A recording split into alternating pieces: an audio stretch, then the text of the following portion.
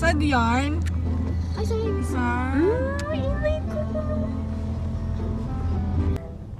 So he will have his obedience training and he will be trained by Coach Winsol. Say hi. Hi, San. So, yun po.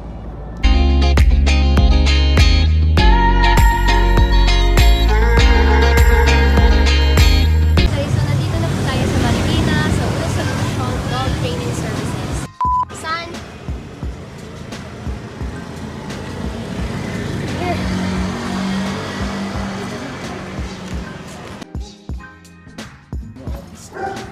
Dito yung mga aso.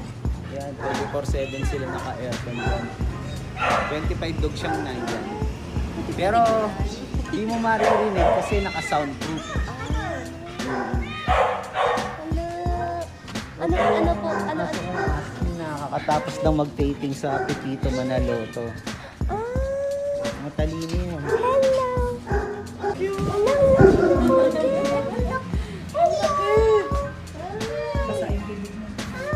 Yang pabibig. Mermaid. Marami sila. Lahi ni Cloud, pero ito giant. Mm. Si Cloud, may toy poodle pa kami. Pero yung train, pati train poodle.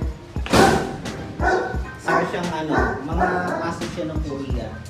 As in ang sad. Puhoy! Ayan, may food rice. Sad, come on, puhoy! Come on. Yes, good dog.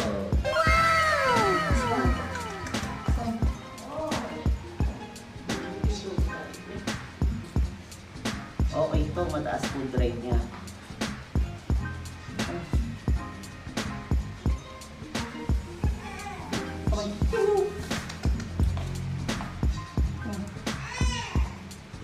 San, come! Puhoy!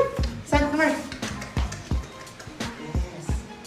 Pag bibili po kayo ng aso, pipili kayo ng aso. Pili niyo yung pinakamatakaw. Tapos yung walang gulat. Come on! Hihiw!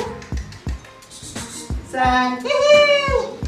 Pinakamahirap pong turuan yung asong walang hilig sa treats at sa ulo. Pero nakita ko naman, yung food drive naman po siya. Tsaka ang aso, once sa tinawag mo, lumapit sa'yo, bigyan mo po na reward. Voice reward o praise reward. Hindi pwedeng tinawag mo, lumapit, wala ka pong ginawa. Sa susunod na tawag mo, lilingon ka na lang yan. Hindi na siya nang lalapit. Yung pag-correct, syempre makulit siya, gagawin nyo. Pagbasa, hindi nyo alam, papaluin nyo. Magkakatrauma yung aso. Darating yung araw, kaagatin ka niya. Kahit wala kang ginagawa. Kasi isipin niya, yung gagawin ka sa amin. Come on.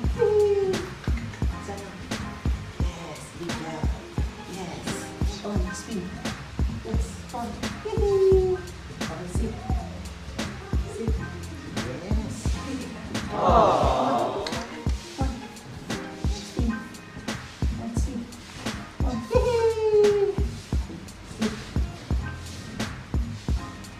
Yes. Come on. On. Spin. Come on.